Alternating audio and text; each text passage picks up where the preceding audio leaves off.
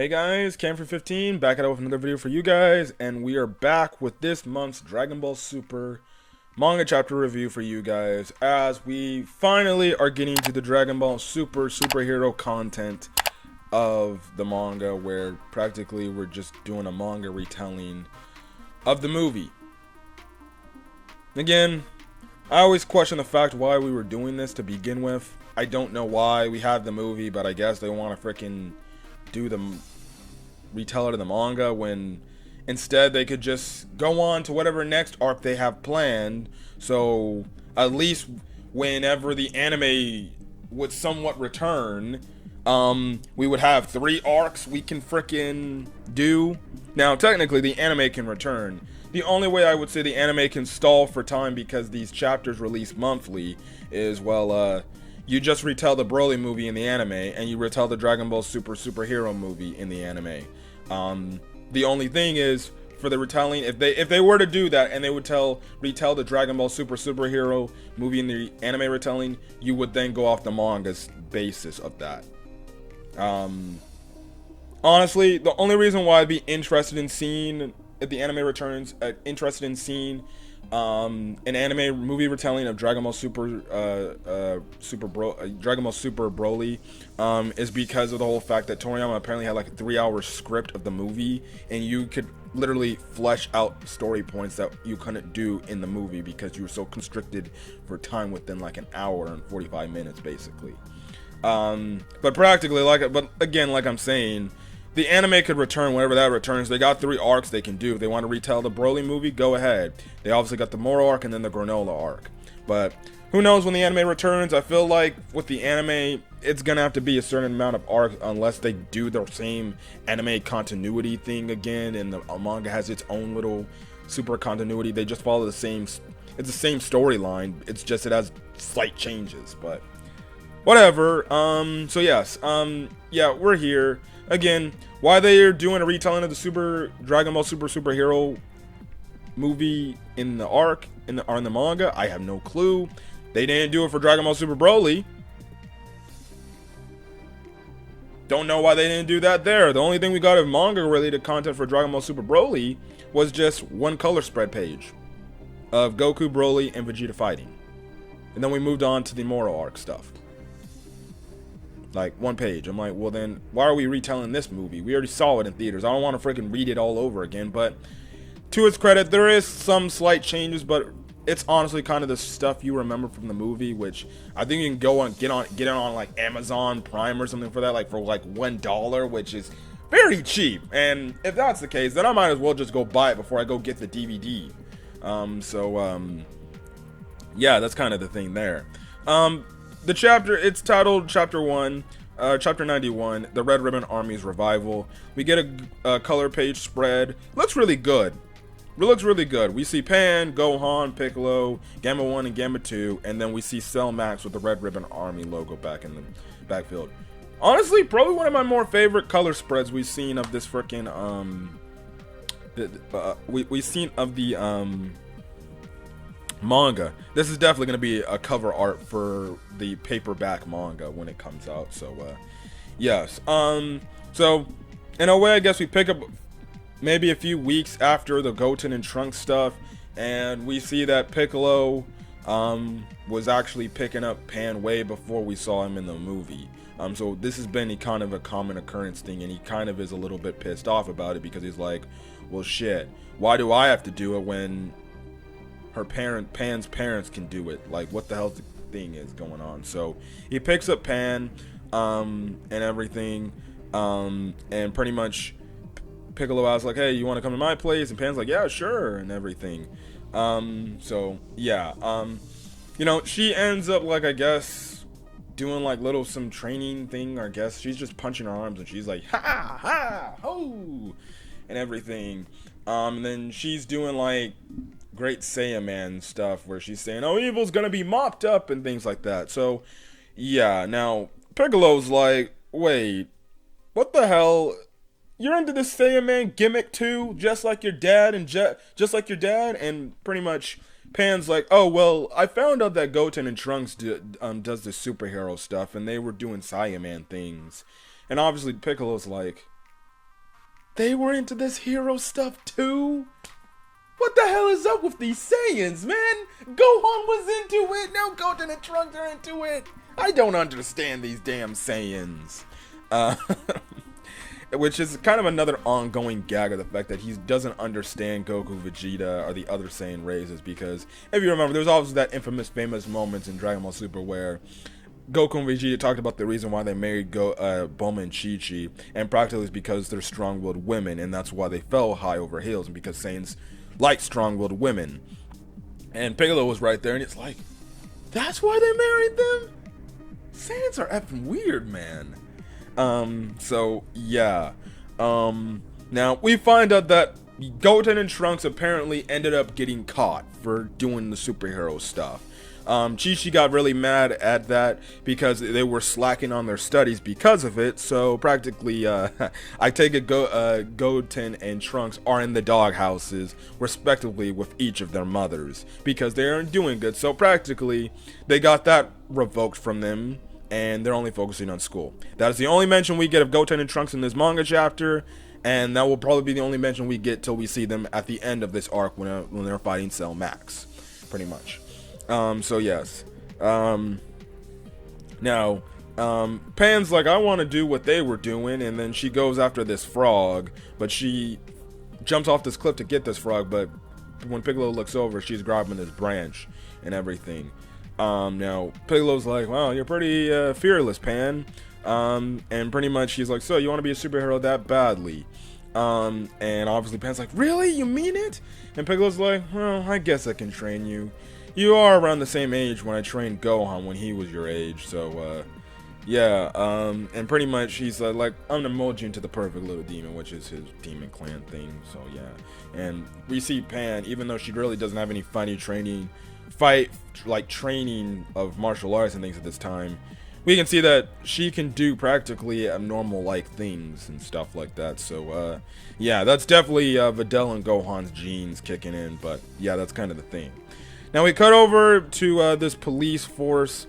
They're doing a presentation about the revival of the Red Ribbon Army and everything. They're giving you the rundown and things like that, which it's basically the scene we got in the movie, which with Carmine and Magenta pretty much explaining everything about the Red Ribbon Army up to date to Carmine.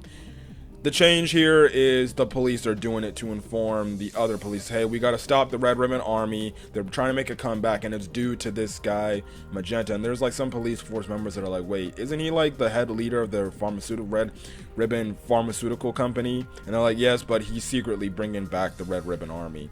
Krillin, he takes the role that Magenta did of explaining like Dr. Heto's family line and everything, and why they want, you know, Dr. Heto. Simple thing. So that's a slight change as opposed to the movie version. Here, you have the police force addressing other police members. Oh, the Red Ribbon Army is coming back.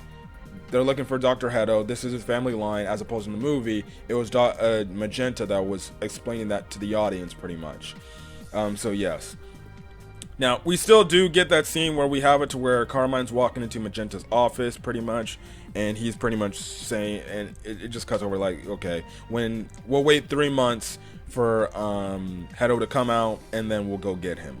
So 3 months happen. You get the same scene where pretty much the guard is like, all right, get the fuck out of here and stay out the hell out of here. And then obviously Heto blows it up. How the hell they just didn't... Now, how the hell they just did not freaking go back and go get his ass and just arrest him again? I don't know. Don't ask me. He runs into Magenta. Magenta brings him into the car. Same thing. Only difference here in this whole scene, which it's the same exact scene in the movie where Magenta is telling Dr. Heto everything about the Red Ribbon Army, the revival, trying to goad him into working with them, yada yada yada. The only difference in this scene is Krillin is here and he's trying to do his best to listen in to the plan that Magenta has for Dr. Heto.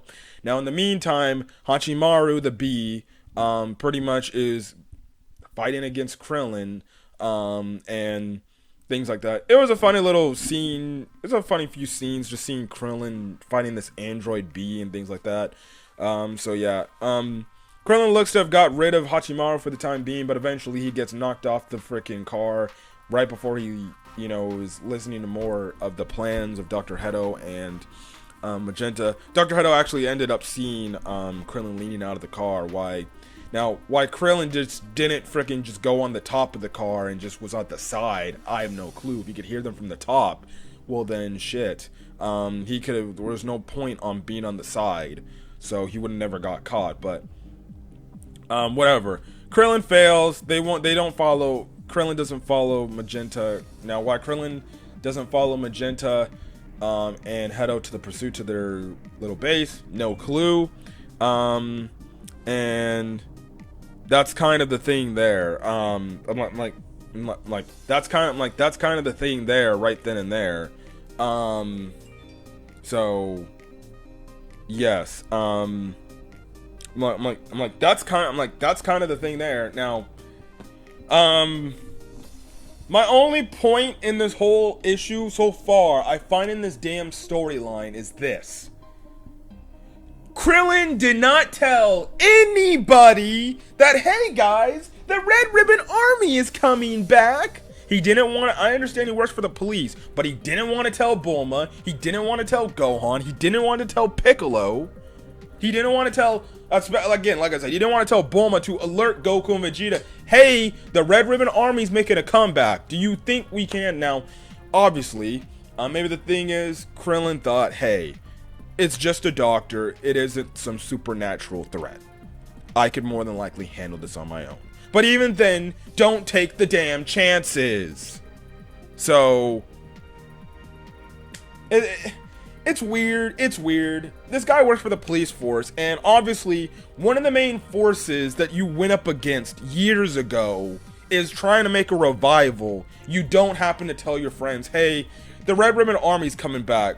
I think we should probably get Goku and Vegeta on this. Maybe shut this shit down before it gets bigger to a problem. Or shit, go tell Piccolo. Does he tell his wife this too? I would think his wife would be like, no, we cannot let the Red Ribbon Army come back. Like, come on, man. He definitely has had to tell his wife about the Red Ribbon Army wife. She was literally captured by Jiro.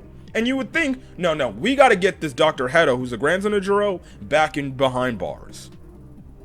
That's a plot hole right there, which I don't like right there. Because if Krillin's gonna be integral, if he knew everything about Dr. Hedo and this whole plan of the Red Ribbon Army reviving, go tell Bulma. Now, maybe he does now, and the reason why is because we get a 3-month times or half a year time skip later on. And it's like, Krillin did not tell nobody. Why did he not do that? I have no absolute clue. That's kind of the thing there. My phone's blowing up right then and there. So, yes. Okay. So, that's kind of the thing there. We get we cut over about a half a year later. I don't even know where the hell we're at on this Dragon Ball timeline. I don't know how close we are to the end of Z. Can they just get to the end of Z so we can get, like, death stakes for once?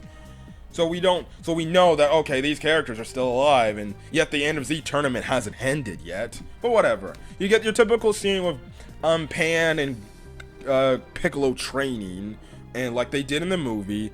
Obviously, you get the same moment where Pan tries to fly, or she tells Piccolo, I want to know how to use energy attacks like Masenko or Kiko or whatever. And things like that. Piccolo's like, well, you gotta fly first. You can't do it. Typical things and stuff like that.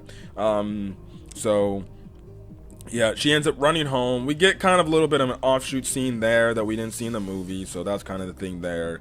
You get the same scene where Videl calls Piccolo and pretty much is telling him, hey, could you do me a favor and pick up my daughter? Now, the one interesting thing we do find out that I don't remember from the movie, and we find out that Videl actually teaches as well. She's a teacher just like Gohan in a way. Well, Gohan's more of a scholar, or I guess you could say a professor, whatever. But we find out that she's a teacher, and she actually teaches martial arts. Okay, so it seems like she's somewhat still in the fighting game, even though she's still kind of reduced to the character where she's now like Bulma, Android 18, she still fights. But she's like Bulma and Chi-Chi, where she's kind of like stay-at-home mom, she doesn't do anything. But hey, she still does. She does martial arts to an extent because she's a teacher of martial arts. I guess that's fine. It's some nice background information we know that Vidal's actually doing, because we all thought for the most part, oh, she was just a stay-at-home mom. She doesn't really have to do anything because, well, she's Hercule's daughter, so she's already rich as is. And then, two, Gohan's already making the big bucks being practically a professor, so she could just stay at home. But no, we get some background information. No, she also teaches, too. Cool, so that's some background information that we didn't get. I like that. It fits in her character. She was a martial artist when she was in high school. Why not continue and just be a teacher? So that's cool. That's cool. She pretty much is like, hey, could you do me a favor and pick up Pan from preschool friends? And Piccolo's like, why do I gotta do this? Why can't you guys do this? And like, well, we're so busy, and Gohan's freaking working on this project, which I still don't understand. Dude, I understand you got this like massive project you gotta work on, but you can't go pick up your daughter. Like, you can literally fly to the school, and you can't go pick up your daughter from preschool. Like, you're only walking away for maybe a few seconds, or maybe a minute or two for him, because he can fly there. Now, maybe he has to take a car because he doesn't want to fly and give away his whole point. I don't know. Whatever. You get the whole scene where Vidal's like, oh, I'll give you some food and everything, I'll pay you back. And Piccolo's like, I don't eat food, I just drink water. Jeez, you come on, you know that already. So yes. He's obviously pissed off at Gohan. He flies over to Gohan. Gohan's working on the thing. You get the Super Saiyans type of shit again. And things like that. And pretty much Piccolo's like, I don't give a damn about your Saiyans. Please tell me why you can't pick up your damn daughter. And everything. And pretty much Gohan's like, well, we got you helping out, Piccolo. And I'm just like, dude, that's your daughter. I'm like, now, I don't know how Gohan spends his time with Pan when Pan's at home, because we don't see that much of often. We only saw little bits and pieces of that as she was a baby. And things like that. Again, Piccolo does the whole thing like, would it kill you to train too? You know, he fires up an attack. Gohan thinks you thought I was rusty, right? You think that I'm Boo Saga Gohan. He gets uppercutted, boom. And he gets put on the weighted training clothes, damn near falls to his face or feet, saying it's heavy and things like that. And pretty much, you know, Piccolo was like, oh, you need to freaking get back to training, dude. Because you can't trust Gohan and freaking Vegeta to save your ass all the time. So he flies up to go get Pan, and then he also tells Gohan, like, I don't want more of these damn stuffed animals. Can you stop sending them, please? So yes. And then, you know, chapter ends off like it did in the movie, where Piccolo's training, Gamma 2 gets involved, and pretty much is like, so, you're King Piccolo, yada yada yada, I'm here to defeat you, because for the sake of justice. That's it, manga chapter over. Really nothing much else to talk about. Other than the Krillin stuff, and then even the stuff with Pan at the beginning, there were slight changes, but it was literally word for word from the fucking movie. Which again shows me, like, why the hell are we doing this retelling? I'd rather go see Black Frieza content. I'd rather see that right now, or maybe an arc before we get to Black Frieza. I'd rather see that content before we get anything out, before we get a retelling. Could save you time, but whatever. They want to go on and do what they want. Toriyama and Toritaros, that's their plan. Let's retell the Dragon Ball Superhero movie with what differences that you can make, or add-ons and things like that you couldn't do in the other one. What? Are we going to actually see freaking Cell Max? Like legit Cell as Cell Max, perfect Cell as Cell Max? But then again, what do I know? So, who knows? Fine enough chapter for me. It's just kind of a retelling, so I could care less, to be honest. Like, that's the reason why I like the friggin' Goten Trunks stuff. It was new content we didn't see. As opposed to this, it's kind of retelling content. I've already seen this. I don't want to freaking watch it again. Even if it does have slight differences. And again, like I said, Krillin didn't tell Piccolo or the others that the Red Ribbon Army's not coming back. Why he didn't tell his friends that, I have no clue. But hey, let's keep things secretive. So, yes. Anyways, I'm gonna go out of here. If you guys like the video, leave a like, put in the comment section your thoughts on your thoughts on the freaking first chapter of this movie retelling and things like that. But the way this movie retelling could go, it could probably be as short as this freaking Goten Trunks arc. We could probably finish this manga chapter, this little mini arc in maybe 4 or 5 chapters. I hope this movie retelling only goes up to about August. August, anything after August, I'm kind of just gonna be worn out. I'm like, I don't care. I really don't. Unless it's like massive changes that they're making to the story. But I don't care. I hope this thing only runs till like July or August. After that, please, let's start a new arc. Let's start new stuff that I've been waiting for. I'm tired of getting rehashed content we've been seeing. I want new shit. And maybe this is the reason why. They want to plan more time ahead. So, who knows? Who knows? Anyways, I'm gonna get out of here. Catch you guys next video. Till then, guys. Peace.